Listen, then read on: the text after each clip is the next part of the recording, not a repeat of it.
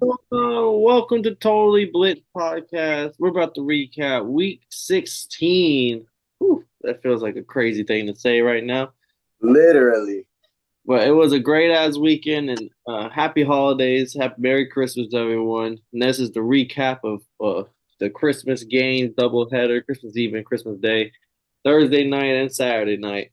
But as always, go down, like, and subscribe. Comment your thoughts on the almost felt like a week of football. And I'm Paul, pick 'em when I'm confident, and I'm joined with. And man, you already know it's your boy Kev, Water Boy's your boy, aka Merry Christmas, Mother Truckers. I love to see it, man. My Falcons did what they needed to do to get the dub. I was gonna come out here with my Christmas sweater and stuff like that. I might change into it, but I'm kind of lit right now to make sure I rep my Falcons. And I got one of my mini Christmas presents. Shout out that boy Kev. Got the Yeah, new yeah, yeah. Dolphin hat, and we didn't know got the Jack Daniels on the side on the ass. But yeah, but we did what we had to do. I'm happy. I mean, it came at a team that I still kind of rock with it with the Cowboys, but the Dolphins found themselves. We finally beat a team that's not only in the playoff picture, but also above 500. So it feels good to have a nice Sunday, especially Christmas Eve game win. Yeah, that was a great win. It was definitely it was definitely closer than it seemed in the beginning, but like it was definitely a great win for y'all. Y'all showed a great team. You guys had a lot of team. It was a great team effort for y'all all the way through. Yes, sir. What man? It really does feel like a week of football. We have 4 days of football this. I can't even say this weekend, but this past week of NFL started with Thursday night football. The Rams beat the Saints 30-22, which almost feels like a decade ago. But Mm. one of the most high-powered offenses since their bye week. Once again, they put up 30 points. They were kind of blowing out the Rams until the fourth quarter. The Saints scored two touchdowns in the fourth quarter to make it closer. But honestly, the Rams had their foot on the gas pedal this whole game. Nah, 100%. I think the Rams team is showing that they're gelling really well at a very good time. They're playing really good football. This is something you see like out of a past Packers team to play so well in December. And more than anything, they've shown that they have a fucking running game, which is scary. Like Kyron Williams has really been able to do his thing. And then you got people like Puka Nacua again, fucking coming through with 9 receptions with 164 yards and a touchdown. I'll say it again: 9 receptions, 164 yards, and a touchdown. This team is fucking going crazy offensively. More 150-yard games than Randy Moss's rookie season, which was the record. And Puka's just like 100 and some yards away from breaking Randy Moss's rookie record, which is not something you would have thought about. It's like crazy. Like if he's not gonna eat, it's gonna be Cooper Kupp. And so far, Kyron Williams has eat every game along with the passing game. Kyron Williams is actually the number two running back in rushing yards right now. He's only started 11 games this year. Wow. He's averaging more yards per game rushing than Christian McCaffrey. Like it's kind of insane his story. Now he's going crazy with it. And he's able to so far he's been able to shoulder the load on that when they were earlier they were giving him a lot of extra work because of the Matthew Stafford and Cooper Kupp injuries and like things going around the offenses. But once his offense got into its purest form, he showed that he's gelled really well into his role. Yeah, no, 100%. And the Derek Carr, you check the stats and think like the Saints had a great game. Like Derek Carr had 300 and some yards, multiple touchdowns, but that really wasn't the case. Like the Rams defense shut them out until the fourth quarter. So you said Rams are getting hot at the perfect time. Don't look now; they're 8-7 and kind of securing that last wild card spot in NFC. Yeah, that's just fine. Then we had a doubleheader of Saturday games. Steelers stomping the Bengals 34-11. Mason Rudolph had that stadium going crazy. They were singing Rudolph had a red-nosed reindeer for Mason Rudolph's last name. George Pickens, we kind of thought he had a foot out the door type shit. We for outside looking in, but puts up 4 catches, 195 yards and 2 touchdowns. Like maybe not.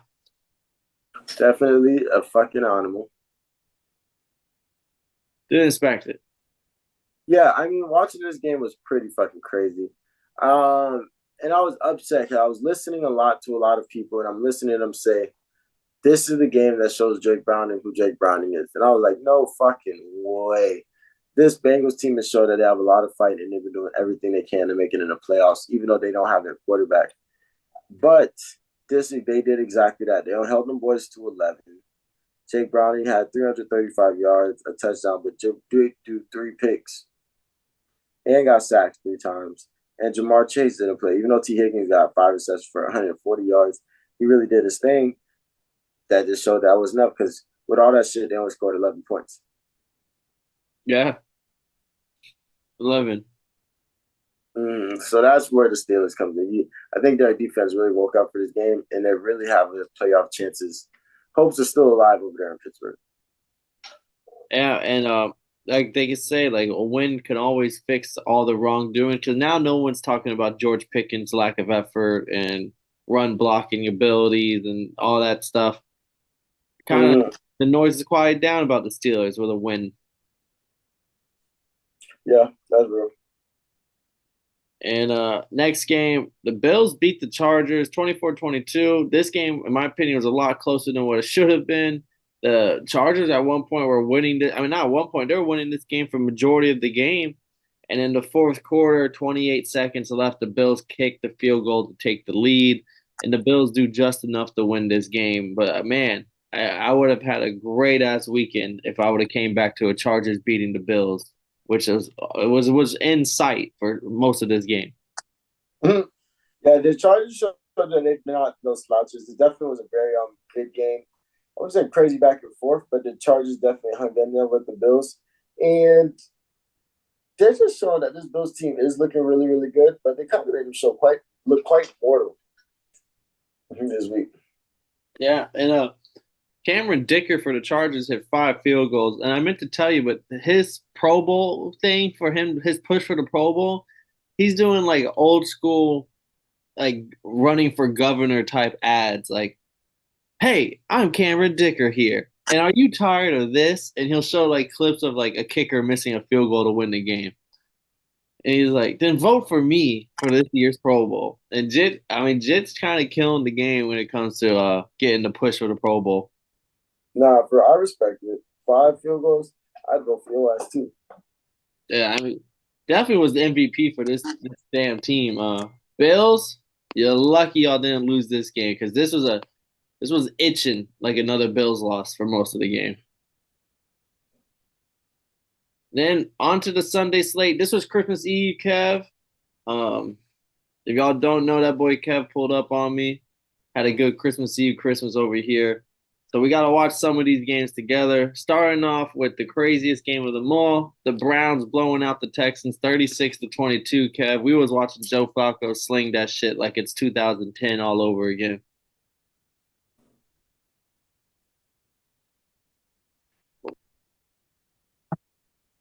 Bro, this game is fucking insane. First off, you called that shit. And I want to say you called it, but like you called it like you really knew this shit was gonna go down. Joe Flacco still has something in the gas tank, and you ride into the wheels fall off. So I respect it, but I didn't see this coming at all. I mean, 36 points. Flacco, don't look down. They're on a 4 game win streak. That's scary. Joey Feezy, as I've been calling him now. They're 10-5. The defense is still the defense. Amari Cooper puts up 265 receiving yards to break Josh Gordon's record. 2 touchdowns to go along with it. Like Joe Flacco to Amari Cooper in the last couple of weeks is looking like one of the most dynamic duos, and you never would have expected it. It's scary times. And the fact that you're doing this without the crazy best one game. Yeah, And no, shout no out, sub. and shout out Kevin Stefanski, who really should be in the coach of the year conversations for what he's been able to do with his team this year. Yeah, there's a couple, like even Sean McVay. Like I know they had the talent with like Matthew Stafford in there, but there's some of these coaches that are like really taking a team that no one expected to do anything. Kevin Stefanski, Mm-hmm. Sean McVay, like they really separate us up from the rest of the crop. Hell yeah. And The Texans, no CJ Stroud. They're 1-1. They're sitting at 8-7, but CJ Stroud comes back for the next game, but it couldn't come any sooner because they need a couple wins to tag along with this AFC standings. Yeah, it's going crazy right now. And the only thing that kills me is that I was watching this game and I said, I really picked this Texans without CJ Stroud. What is wrong with you? Yeah, you missed the last week, the week before they won. You missed the one to jump on the wagon then. Yeah, yeah. Then our next game, this game was getting kind of scary. It went down to the wire for no reason. The Jets beat the Commanders 30-28, and it wasn't until Jacoby Brissett came in the game when it became a game. With Sam Howell at the helm, the Jets were beating the life out of Washington. Real. Yeah, they were. They were getting fucked all the way fucked up. Yeah, it was what was the score? It was like third quarter. I Yeah, think third I had quarter, 7. 27-7 before they finally bench him. And Jacoby Brissett comes in with a touchdown, and then he leads two more drives in the fourth quarter for touchdowns. And we're sitting here like, oh shit, it's a ball game. Yeah, I mean, I'm a fan of Jacoby Brissett. So when he comes in and see him make it work, it makes it work. I was just shocked that it really became a game like that because this Commanders team did not look good even slightly with Sam Howell. But with the same personnel and just a switch to Jacoby Brissett and maybe a couple of motivational speeches, they made it work. But what about the other team? The Jets, Brees Hall, Yeah, Brees Hall, and Garrett Wilson. That was all their offense. Like every play went to one of them. and they figured it out. But yeah, this Jets team doesn't look good, but they definitely got the dub this week, and they were able to hold out. Shout out to kicker for kicking that game-winning field goal. Greg the leg. Mm-hmm. That shit was far too, wasn't it? It wasn't like 55 or something like that. Yeah, it was like a 50. Oh, it wasn't no short shit. It was like either 54 yarder or 55 yarder. Then our next game, this game came down to the wire. The Seahawks beat the Titans 20-17. I was on Mike Vrabel. You were on the Seahawks. They squeezed it out with the fourth quarter game-winning touchdown from Geno Smith. But how did you feel about this game? Because it was close. Talking the Seahawks. Yeah, the Seahawks squeaking, they win. Oh man, I mean,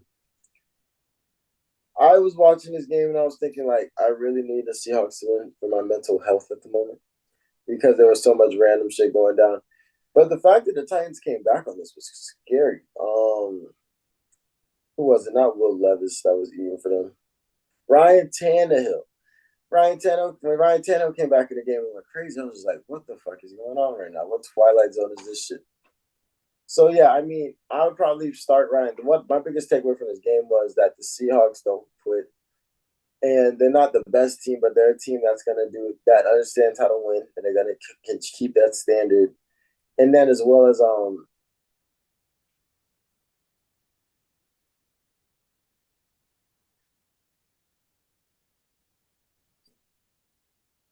to start Ryan Tannehill. So shout out the Seahawks game this win this week. I know there are a few Seahawks fans that are happy about it.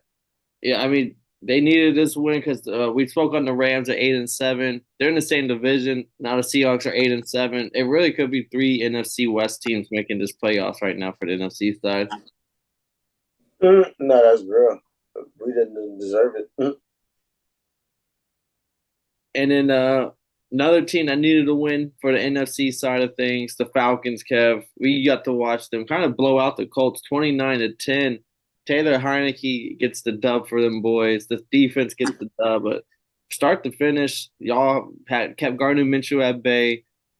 Michael Pittman didn't do anything. I think he was out for the game, but y'all really, Jonathan Taylor couldn't get shit going, and the Falcons just kept setting up field goal position to win this game. Yeah. How did you feel about your Dirty Birds? Oh man, I was so lit because one thing it was never really in doubt for sure. And then Heineke just played so well, like he really wanted that starting. He wants that starting position. So it was pretty awe-inspiring to see the team come together, not look fucking stupid or horrendous or atrocious, and just win. I mean, Arthur's. Pitts 8. Gibbs 8. I don't think who else scored. I mean, I did Bijan 8. Jesse Bates got the pick. Everybody did their thing. Oh yeah, Jesse Bates did get the pick. I think they said he's almost damn near all pro, like for sure this year gonna be all pro. Mm. And then our next game, Kev, the Packers almost losing to the Panthers, 33-30. They needed the game-winning field goal. You was sitting there next to me. We're both sitting there. How the fuck are the Panthers about to win this game? And Bryce Young almost was him until he ran out of time. Yeah. I mean, there are a lot of times where Bryce Young, I don't think I wouldn't give up on Bryce Young if I was anybody, but there were a lot of times where he just got like, fuck, there's no way you want me to deal with this. Yeah, he was getting sacked all day, but didn't on that last drive, he throws the ball over the middle with like 8 seconds left and tries to spike it. Like that was like a Dak Prescott-esque moment. Yeah. With the Green Bay Packers, how many wins is that now? They're 7-8. They need to win out. Do you think they might be in that wild card picture? Truthfully, no. But anything can happen. Yeah, they don't strike you as a wild card team. Maybe it's because they still have that shout them out for that loser streak they had in a row. I want to like forget about One Piece for a second. All right. Well, the reason I bring them up is because we're about to talk their division. We have the Lions beating the Vikings 30-24. Kev, you have your Lions 11-4, first time division champion since 1993. Nah, man. Shout out the motherfucking Lions. And the fact that this game almost got fucked up, but we're not gonna talk about that. We're gonna shout out the boys for the first time in 30 years doing something making history. And it all started with beating the Chiefs at the beginning of the season. That's true. Week 1. Yeah, they did something. They're doing phenomenal things out there. MCDC, Jared Goff's holding on to the ball. Jahmyr Gibbs, 2 touchdowns. Like, shout out to my Lions. Yeah, and Nick Mullins throwing 4 interceptions on the day. That doesn't help the fucking Vikings. At all. I feel so bad for him, bro. Kirk Cousins, and they're really going through it right now.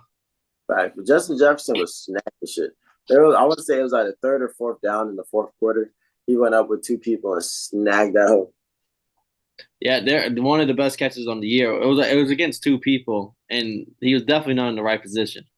Facts, but he made that happen. So shout out them. I mean, shout out them. Shout out the bank, and yeah, we'll see what happens after I make the phone calls and shit. Yeah, they secured the division title first since '93. Shout out the Lions. Next game, not secured yet, but Kev, the Buccaneers are 8-7. They just beat the Jaguars 30-12. And Trevor Lawrence throws 2 interceptions, and Baker Mayfield has finally found himself his home, I guess you could call it. So yeah, how do you feel about the Bucs and how they're looking going into this heated playoff race? I mean, I think they're just peaking at the right time. Shout out them. Shout out them. They're just peaking at the right time, playing really good ball in December. And if they continue this level of play, they continue turning it up. Maybe the defense goes even crazier. Mike Evans keeps making these spectacular ass catches and great plays. They can continue the same success. And on the other side, Kev, the Jags were 8-4. Now they're 8-7. How are you feeling about them come this playoffs? Like the playoffs are right there, and they're really fumbling it. Nah, literally. So like, I don't know. Well, we do have to remember that Trevor Lawrence is hurt. We can't just make it seem like this is out of nowhere. But he is a little tweaked. They are fumbling the fuck out of that shit though. They're winning the division. They're one of the better teams in the league. Now they're 8-7 or 7-8. I can't even remember anymore. They're 8-7. They're holding on to that 500. There's a lot of motherfuckers that are 8-7 for no reason. Yeah, no, but yeah, the Bucs are peaking. They just have to keep this up for the division. The Jags, same thing. The Texans are 8-7, and CJ Stroud's coming back. You can't. There's no room for error on either side. Nah, that shit's facts. And then the Bears beat the Cardinals 27-16. I appreciate you getting me to change my pick from the Cardinals to the Bears because Justin Fields and DJ Moore were definitely doing that thing. Khalil Herbert runs for 112 yards all over the Cardinals, and Kyler Murray had a great day. James Conner had a great day. You can't even say that like he didn't play his ass off. It was just their defense is getting it just got ran over. I'm gonna say he's playing for his job. Yeah, he was playing. I mean, he had 2 touchdowns. I think 230 yards. He was definitely using his feet. He definitely looked good. Yeah, for sure. I would say I don't even think Justin Jefferson had like crazy cool numbers like that. Like I want to say he had like 170 yards for one touchdown and a pick which isn't terrible. And then most of those 179 yards, a lot of them came on this 53-yard play to Commit or yeah, DJ Cole Moore. Kmet. Yeah, Cole Kmet, and then the rest went to DJ Moore pretty much. So I think they just keep building around him. This Bears team will continue to look more and more dominant and feasible. Yeah, they're 6-9, and they since he's came back from his injury, I think they're like 4-2 or 4-1, something like that. Like they're winning games now, which is not something we were saying about the Bears at all for the last year and a half. Yes, sir. And then I got never mind. And but Bears and Cardinals low key are fighting for the last place right now with the Patriots.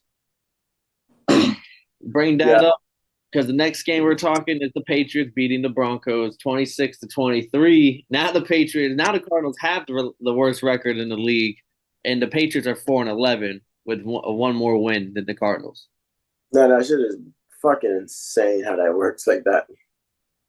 And Bill, I try to say it. I didn't pick him, but I did say like, what if Bill doesn't care if he loses as long as it's not to his old buddies like Mike Tomlin, Sean Payton, like all these coaches from that come from back in the day that he knows for 10 plus years, and he beat Mike Tomlin in Pittsburgh, and he beat Sean Payton at Mile High at Arrowhead. I mean Arrowhead at Mile High. So it sucks to be a Bronco County landowner, Kev. So I gotta hear how you feel about them losing to the to the Patriots. But man, it's crazy to see this Patriots squad has not given up yet. They're not like they at least have not given up. They haven't played like bitches at all season. They may have sucked at certain points in the season, but they're still playing. Yeah, but what are we talking The Broncos, Patriots.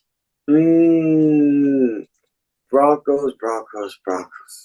It's fun. It's fun having real estate in Bronco County because it's so up and down. You never know what the fuck the next move is. So I wasn't mad that it went like that, but uh, why did y'all fuck that up? Yeah. And Cortland Sutton got hurt like one of the very first plays of the game. So that was kind of a big piece of the Broncos offense. That's the motherfucker that be scoring points. Hell yeah. Bill gets another win, and maybe he does get fired. Do you think he coaches his ass off to get them out of a top pick before he leaves? Says fuck y'all. Y'all not gonna get the best pick in the draft. Nah, I think they don't fire him. They mutually part ways. All right now. Mutually part ways. And I forgot to bring it up in the heat of the battle, but the Dolphins beat the Cowboys, Kev, 22-20. We watched this game live. This was down to the heater until we kicked the field goal to win the game.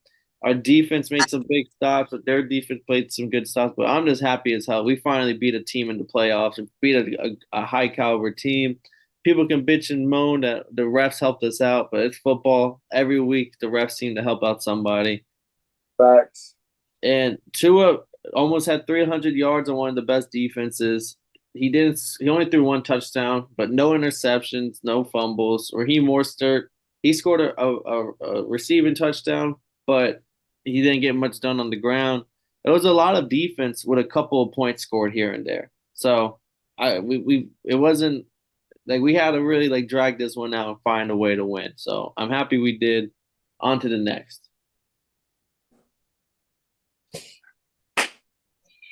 How do you feel about this Cowboys Dolphins?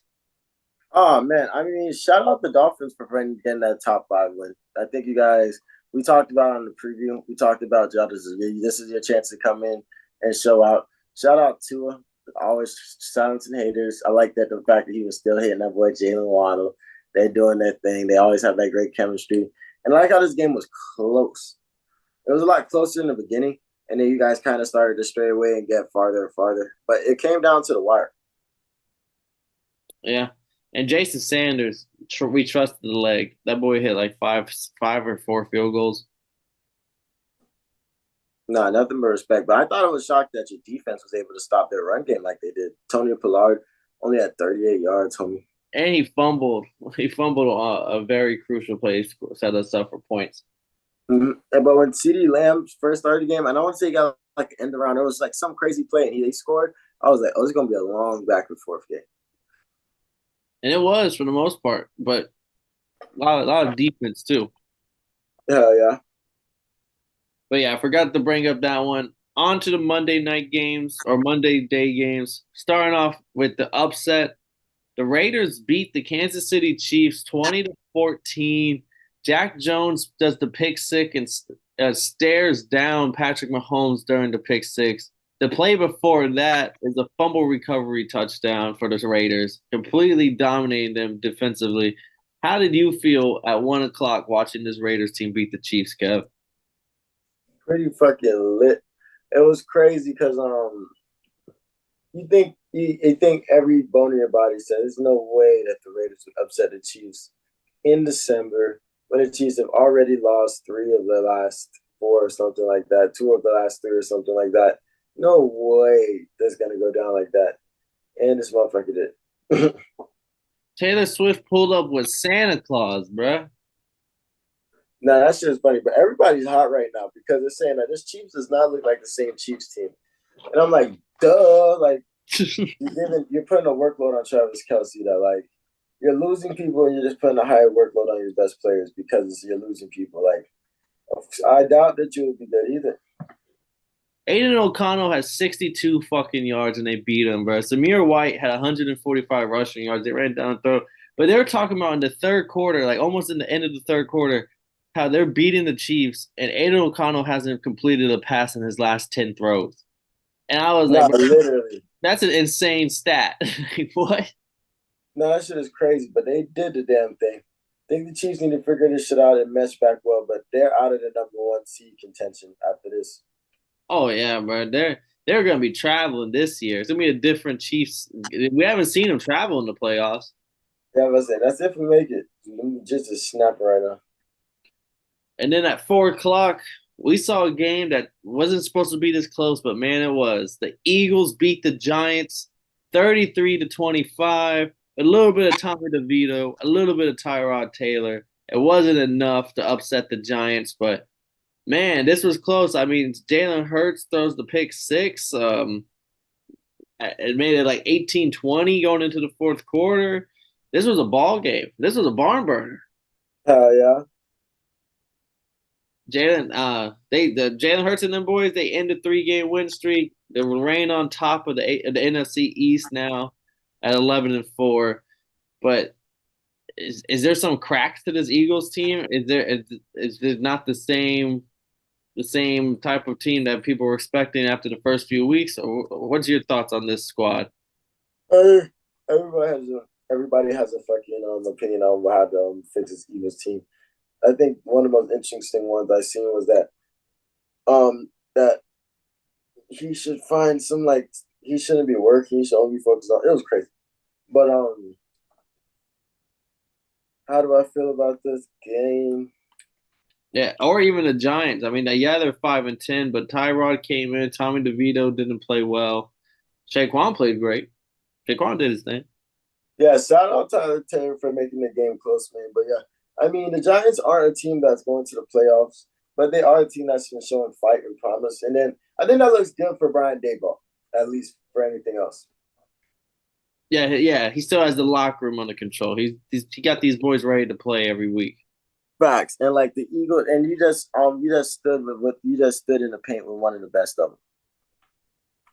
Yeah, no, I will say I think it showed me a lot more on the Giants, like more like the ball's point of view and everything. Like he can still coach his ass off than it did for the Eagles. The Eagles, you can't feel good about this game. Like y'all were a 14-point fucking favorite, and it was a barn burner. Like they had to go Mhm. backup quarterback, and this game was still close. Like what's going on right now?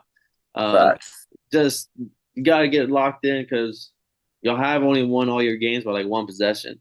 Like when you look at the plus and minuses of the NFL, they don't really have a great plus or minus because they every game they win, it's only been by like 3 points or less, 4 points or less.